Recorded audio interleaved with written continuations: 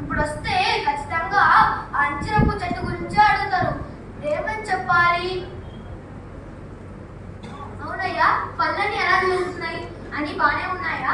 అన్ని బానే జరుగుతున్నాయి గారు. అవును, అంజరపు చెట్టు ఎక్కడుంది? దానికి ఇప్పుడైనా ఫలాలు కాసాయా? అయ్యగారు అది అది అయ్యగారు ఎన్ని అంటున్నావు? అది ఇది అంటున్నాడు. అయ్యగారు అది అది అన్న ఏంటన్నా అది అది అంటాను? ఒక్క మాట చెప్పండి అన్న. ఏంటయ్యా అది ఇది అని చెప్తున్నావు? ఒకటి కాయలు కాస్తే కాచాయని చెప్పు, లేదంటే లేదని చెప్పు. నువ్వెందుకు అది ఇది అని మాటలు మారుస్తున్నావు? అసలు లేకు, నేనే వెళ్ళి చూస్తాను. ఏంటయ్యా, ఈ అంజరపు చెట్టుకి ఇప్పుడు కూడా ఫలాలు కాయలేదు. నేను అప్పుడే చెప్పాను, అది నా ద్రాక్ష చెట్లు వచ్చినప్పుడే దాన్ని నరికివేయని చెప్పాను. కానీ నువ్వు నా మాటే వినలేదు.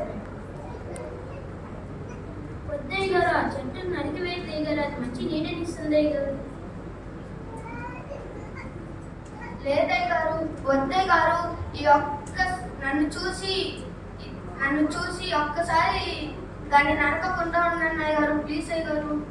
నేను ఎప్పుడు వచ్చినా నువ్వు ఈ సంవత్సరం అని చెప్తానే ఉన్నావు. అలా నువ్వు చెప్పి 3 సంవత్సరాలైంది, కానీ ఒక్క ఫలం కూడా రాలేదు. అది పెరగకుండానే కాకుండా మిగతా చెట్లు కావాల్సిన మట్టి, నీళ్లు, పోషకాలు అన్నీ అదే తీసుకుంటుంది. అయినా ఏం ప్రయోజనం? అది ఒక్క ఫలం కూడా ఇవ్వలేదు.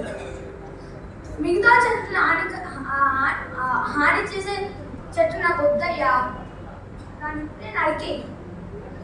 లేదయ్య గారు, ఈ ఒక్క సంవత్సరం నాకు సమయం ఇవ్వండి గారు. అన్న అది నరికివేయద్దన్న, అది దేనికి యూస్ కాదు. లేదే గారు, ఈ ఒక్క సంవత్సరం నాకు సమయం ఇవ్వండి గారు. దాని చుట్టూ మట్టి తవ్వి నీళ్లు పోసి బాగా ఎరువు వేసి బాగా పెంచుతానే గారు. వచ్చే సంవత్సరం అది ఖచ్చితంగా ఫలం ఇస్తుంది గారు. ఏమో అయ్యా, ప్రతి సంవత్సరం ఇలానే చెప్తున్నావు. ఈ సంవత్సరం మాత్రం దానికి ఫలాలు రాలేదంటే నేనే వెళ్ళి దాన్ని నరికి వేస్తా. నీ మాట అస్సలు వినను. సరేనయ్యా. చూసారండి, ఫలం